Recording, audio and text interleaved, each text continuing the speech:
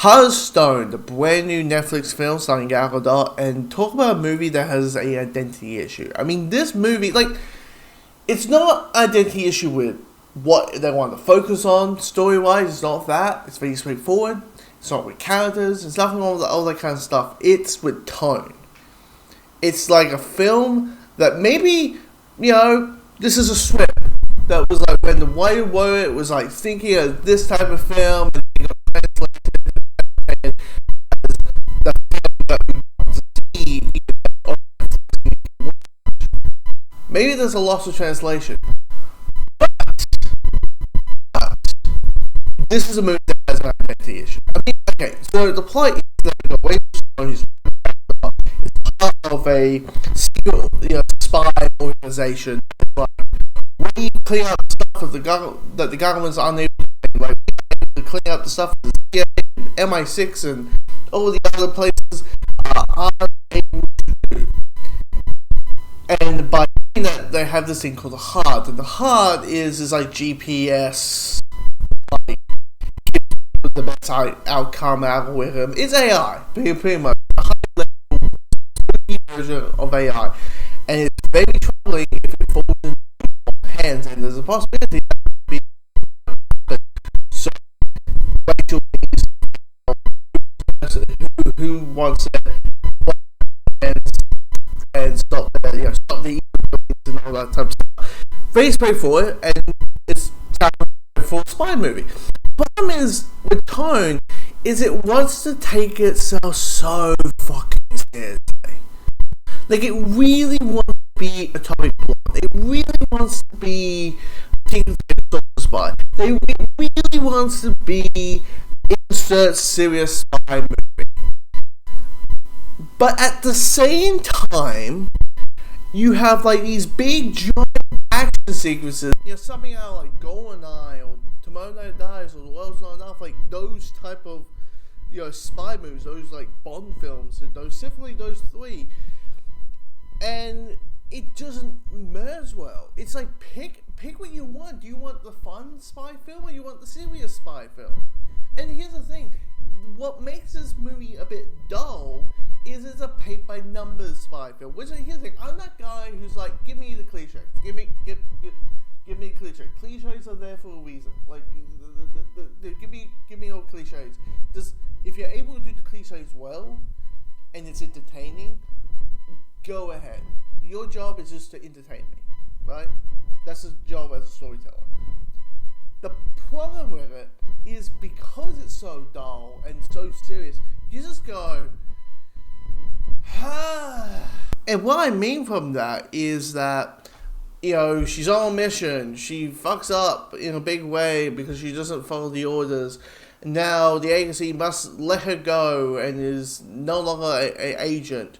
But she's now going to be, for the rest of the movie, a rogue agent, finish off the mission, and by the third act, by the way, the third act is way too long. There's a whole divergent storyline for 15 minutes. I've like cut that shit off. Or like how a bad guy wants to kill the Hearts, which is because this whole movie, this AC plays like a deck of cards. But I like cut the whole like let's kill off the M's.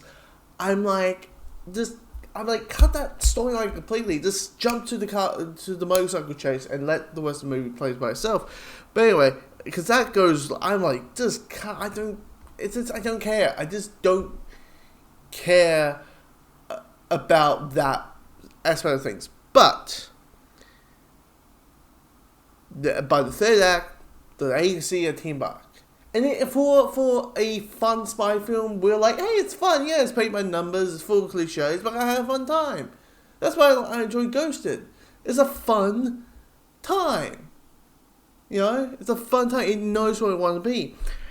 Well, the West, bloody hell, they have a title sequence. They have a James Bond title sequence with a fucking title song and everything. So clearly they want to be in the vein of a fun Bond film, but it takes it so damn seriously. Like there's moments where, like, I see twinkles. Like Gal Gadot's performance isn't bad, But you realize when you see these twinkles of the funness there, like she's literally say, I'm quoting a different film, but you're nothing special, you're nothing but a common thief. That type of dialogue. I'm like, where the fuck was this? Like, where? Like, every performance is taking it. It needed to embrace it, embrace that. Hey, you want to be a fun spy film? Go ahead. You can still be gritty. You can still be brutal. You can still have all the blood and have Rachel look like shit at the end of the film because she's being beaten up and getting chucked by glass and feeling every bone in her body breaking. You can have that, but for a lot, it's and it makes it a very forgettable film. It really does. It's sad. It is written by Greg Rucka, who is a comic book writer. He also wrote the movie adaptation, the Netflix adaptation of The Old Guard.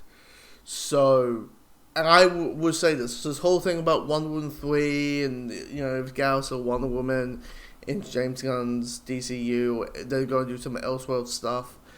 I have to say, I would not be shocked if Greg Rucka writes the Wonder Woman script, just if there is a Wonder Woman movie coming. Just because he's a comic writer, he's a comic writer, he has some success with jumping to film, and the one character that he's known for really nailing down is Wonder Woman. So I wouldn't be shocked anyway that he's doing it. But yeah, Hearthstone, disappointing. I love the Spider-Dog one, I really do. But maybe I'm also at that point where I am looking for the high level gadgets. I am looking for the flippin' sharks with the flippin' laser beams attached to their heads. I'm looking for stuff like Kingsman. You know what I mean? Less Mission Impossible, and like I feel like for me Bond kind of dictates like what is now the tone. It's like, okay, Bond's gritty, well I will accept gritty things. Bond's back to being silly. I want silly things, and I'm at this point where I'm like, I think with spy films, I want to go back to the volcano layers, and I don't know, maybe the mindset is like, well, we all know that's not real. It's like, yeah, it's cool. That's why it's called fantasy. It's called make believe. Let's do that whole stuff. But have my cake and eat it. And anyway, it is a disappointing film for Netflix. Well, I mean, to be fair, it's Netflix. Netflix is not really known for.